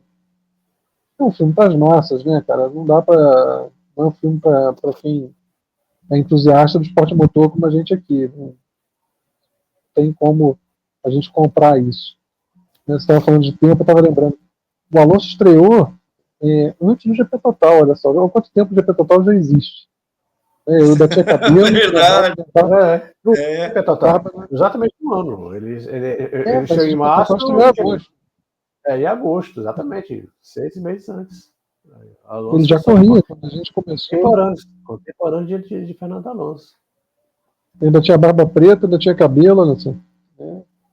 É muito tempo. A minha taxa era menor também. E você vê tanto tempo, ainda falta aí para o Alonso, quantos anos? Até 41, mais 17 anos ainda para ficar na idade do Brad Pitt. Então, tá difícil comprar esse time, tá difícil. O shape tá bom do Fernando, ele chega lá, viu? 1000 corridas fácil. Gente, para a gente fechar a pauta de hoje, as suas perspectivas do Grande Prêmio de Interlagos. Há uma Ferrari que se apresenta muito forte, a gente sabe que Interlagos tem muitas características muito peculiares, tem a questão da altitude, que não é exatamente a que se enfrenta no México, a cidade do México está bem mais alta, mas a Argentina está falando de 840 metros acima do nível do mar, que é mais ou menos o que tem em Interlagos, a subida da reta dos boxes, um asfalto que é novo, que também pode ser uma coisa que pode pegar as equipes desprevenidas ou pode pegá-las de surpresa, porque a gente vai ter aí, ou seja, uma relação nova de pneus com o asfalto de São Paulo e também perspectiva de chuva para o fim de semana paulistano. Vocês podem acrescentar aí do que a gente pode esperar para a corrida de São Paulo, enquanto eu vejo aqui o aplicativo da previsão do tempo. Não, vai ser decisivo para o campeonato, porque Interlagos é uma pista sempre foi caótica, né? Uma pista diferente. Quando os carros ainda eram menores, ainda tinha de repente respeitava algum ordenamento de hierarquia, mas é uma pista onde pode ver surpresas. É um traçado muito pouco convencional, né? Aquele miolo de Interlagos ali, com aquelas subidas, aquelas coisas fechadas, sobe, desce, um asfalto novo. A tendência é uma proximidade grande de conjuntos, é uma pista com muita possibilidade de briga, de disputa por posição. É muito fácil ultrapassar em Interlagos, então eu acho que é uma pista que, se o Norris conseguir vencer, conseguir andar bem, e o Max eventualmente não pontuar, o campeonato pode seguir em aberto. Agora, se por outro lado o Max aproveitar desse caos, desses atalhos de Interlagos para conseguir de repente uma vitória improvável, porque é uma pista na qual ele pode até vencer mesmo, ainda mais se chover, aí ele pode matar o campeonato por aqui mesmo. Então eu acho que nosso amigo João vai estar lá, né? Eu acho que vai estar vendo e depois pode passar para a gente, mas acho que ele vai ver uma corrida que vai ser decisiva para os números desse campeonato. Preparar para a chuva, né?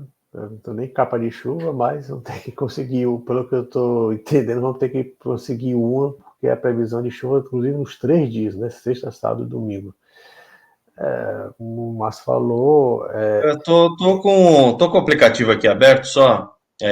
Existe 37% de chance de chuva na sexta-feira, máxima de 26, mínima de 17 graus. Ao sábado, as chances de chuva aumentam para 52%, máxima de 27, mínima de 18, fica um pouquinho mais quente.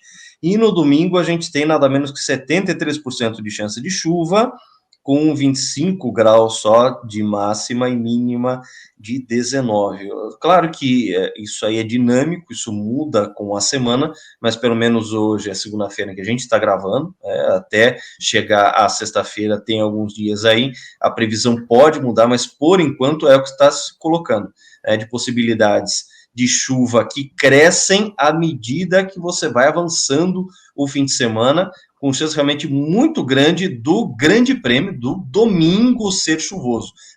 Quanto mais a gente ter também a própria sprint debaixo d'água, o que também pode ser fator aí de também mudança de pontos, né, pontos importantes sendo disputados sob chuva, não só a própria corrida, mas como a própria sprint. A gente pode ter surpresas aí da meteorologia, fazendo com que isso também possa provocar surpresas no campeonato. A gente tem essa perspectiva de ter, sim, Ferrari e McLaren muito fortes para a corrida, mas a gente não pode descartar, no momento de uma chuva, de um Max Verstappen também querer se impor, do jeito que ele está tentando se impor, e a gente já esmiuçou bastante a cabeça do Verstappen, o momento que ele está, as atitudes que ele tem tomado. Se você tem uma corrida com chuva, ele vai querer se impor porque ele é talentoso na chuva.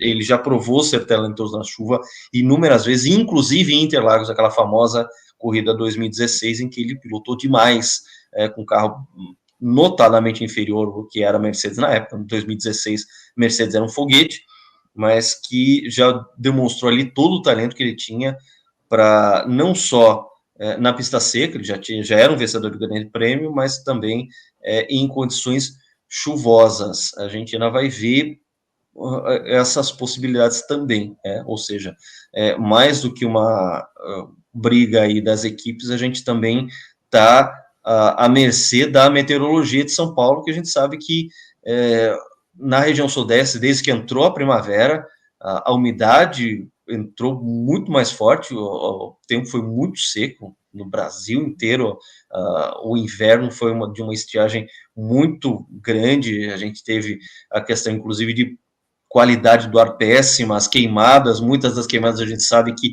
criminosas, mas a gente teve essa virada na primavera em que a gente está tendo muito mais umidade no sudeste e essa chance de chuva realmente muito grande, porque é o que a gente tem visto aqui no sudeste, muito mais chuva, muito mais dias de tempo nublado e umidade relativa do ar muito mais alta do que a gente teve no inverno. Tomara que tenha corrida, né? Tomara que tenha corrida. Tem que ter corrida, que eu tô falando, né? Por isso que eu vou errar tão longe para não ter corrida de lascar o cano.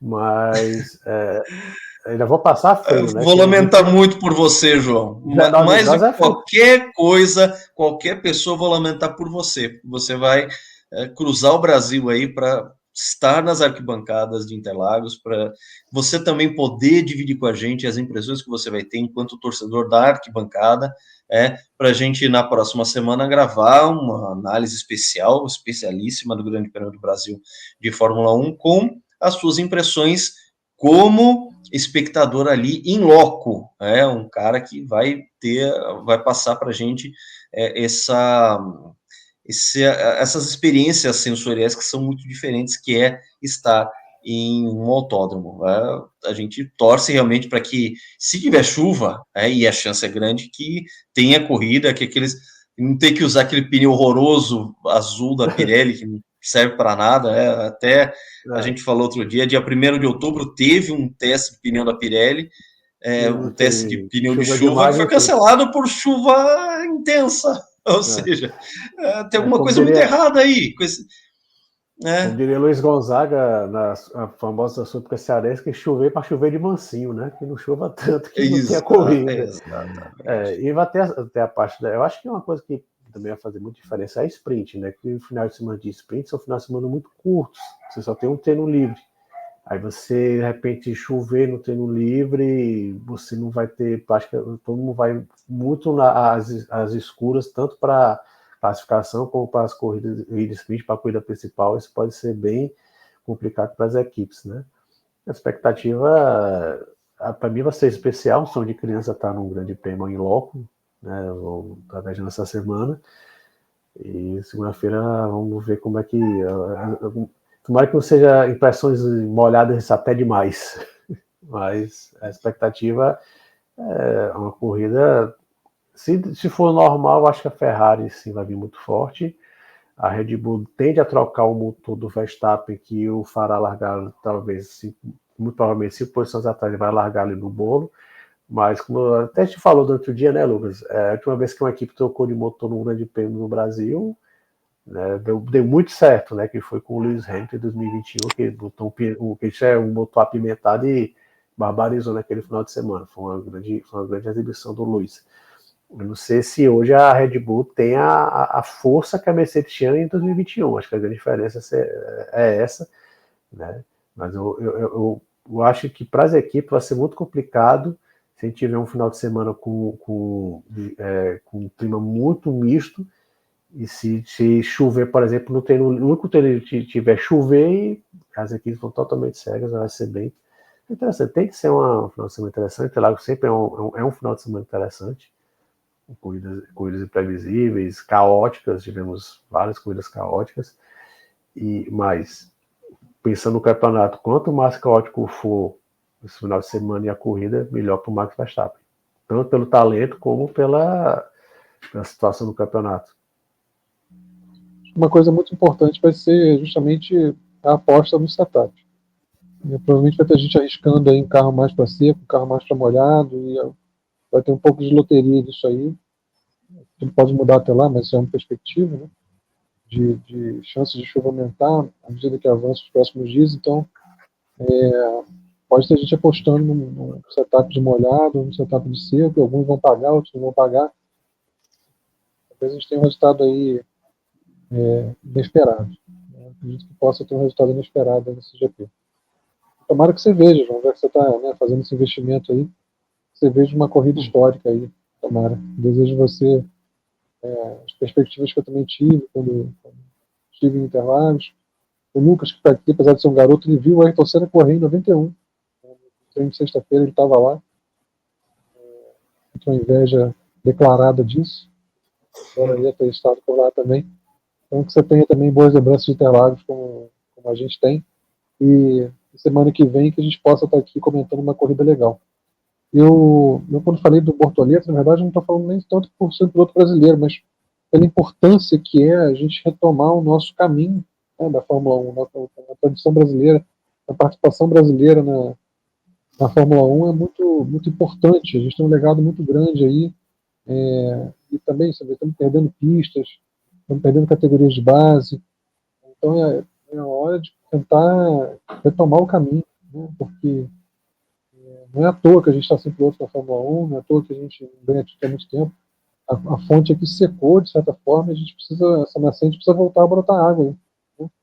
Então, tomara que seja uma grande corrida, a gente felizmente não perdeu o GP, felizmente não perdeu a transmissão das corridas ainda, mas tem que voltar a ter representação lá, tem que voltar, não pelo piloto em si, é pelo que isso representa para o automobilismo brasileiro. Né? Sim, é muito importante isso. Sim, com certeza. Para todos nós, um piloto brasileiro na Fórmula 1, para a gente que acompanha, né, a gente está aqui com esse canal, vai ser muito interessante. O aumento de interesse vai ser bem maior. Se realmente o Bortoleto vier em 25. Então, É isso aí, gente. E com essas considerações a gente encerra aqui mais um encontro nosso aqui do GP Total. Meu muito obrigado aos meus queridos amigos Márcio Madeira, João Carlos Viana. A gente pede, claro, né, uma curtidinha. Se você chegou até aqui, você gosta do nosso conteúdo, deixa sua curtida, assine o canal, assine as notificações, dê uma olhada nos nossos vídeos, as nossas entrevistas, os cortes especiais. A gente colocou, por exemplo, nesta semana aí as diferenças entre Jack Stewart e Niki Lauda falada por Emerson Fittipaldi, que é uma pauta mais legal que essa, um corte mais bacana do que esse, a gente tem aqui no nosso diretório de vídeos, é só ali ir no youtube.com/GPTotal, clica em vídeos, dá uma olhadinha na nossa playlist lá, curte as nossas entrevistas, os nossos cortes, a nossa programação, assine as notificações e, claro, espalhe para quem você tem de amigos entusiastas do esporte a motor, que agora o GP Total, que desde 2001 está na internet, produzindo conteúdo, escrevendo sobre automobilismo, agora a gente tem aqui o nosso canal do YouTube, tá? E a gente faz tudo, como a gente fala, né? A gente faz tudo com muito entusiasmo, a gente faz coração, a gente realmente pesquisa, a gente se dedica para que a gente possa sempre trazer as nossas opiniões muito bem fundamentadas, as análises muito bem aprofundadas, para que a gente possa ser sempre um complemento, né? Para quem assiste, para quem vê o automobilismo, está aqui junto com a gente para ter os detalhes de cada coisa que vão acontecendo. E, claro, muita história também, porque o automobilismo é muito rico nisso. A gente, sempre que possível, traz as nossas pautas históricas por aqui. Este é o GP Total. Um grande abraço a todos e Até a próxima. E Interlagos.